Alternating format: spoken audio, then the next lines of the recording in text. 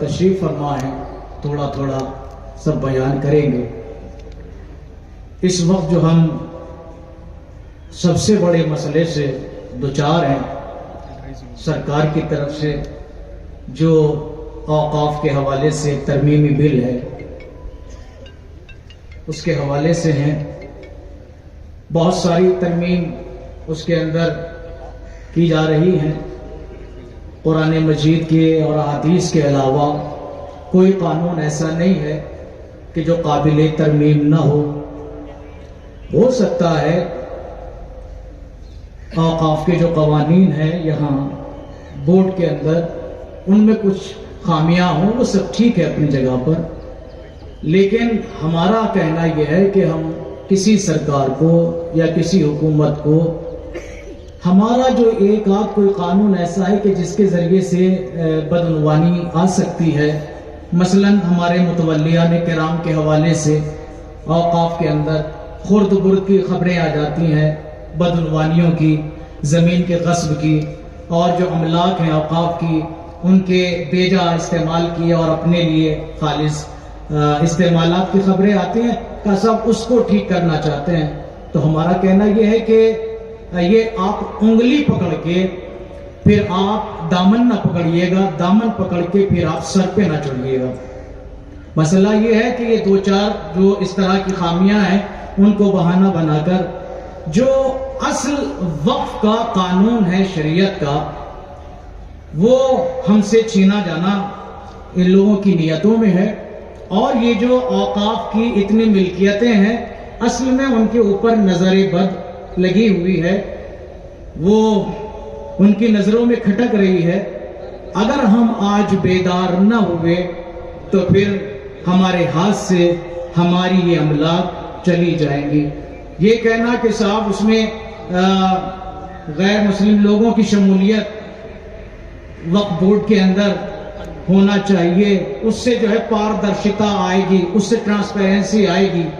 بھائی ایک مذہب کا اپنا قانون ہے تو کسی بھی مذہب کے قانون کو اس کے جو ایکسپرٹ ہیں وہ طے کریں گے یا غیر مذہب کے لوگ طے کریں گے؟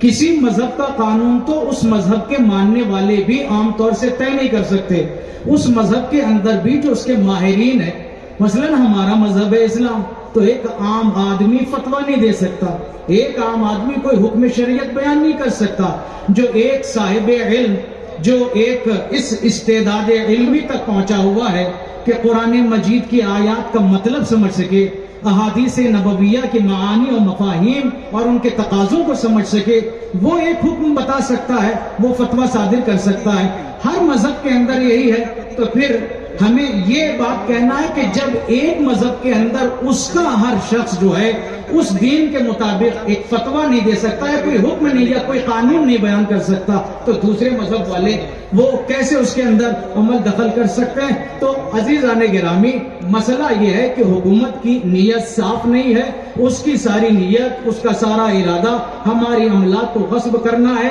آپ کو پھر ایک بار مبارکباد دیتا ہوں کہ آپ اس قدر بیدار ہیں، اس بیداری کو جاری رکھیے گا۔ آپ خوش نصیب ہیں کہ ایسے علماء کی آپ کو نمائندگی ملی ہے، رہبری ملی ہے، اور وہ قوم ہمیشہ کامیاب رہی ہے کہ جس نے اپنے علماء کی پیروی کی ہے۔ آپ نے اس کا آج جیتا جاگتا ثبوت دیا ہے کہ آپ بیدار ہیں کہ علماء کی آواز پہ آئے ہیں۔ سیاسی رہبران بھی ضروری ہیں، مگر آنکھ بند کر کے اسلام کے نام پر کسی سیاسی رہبر کے پیچھے نہ جائیے، اس لیے کہ سیاسی رہبر اپنی کرسی کے لیے دین کو بھی بیچ سکتا ہے کبھی، اور کبھی کسی اور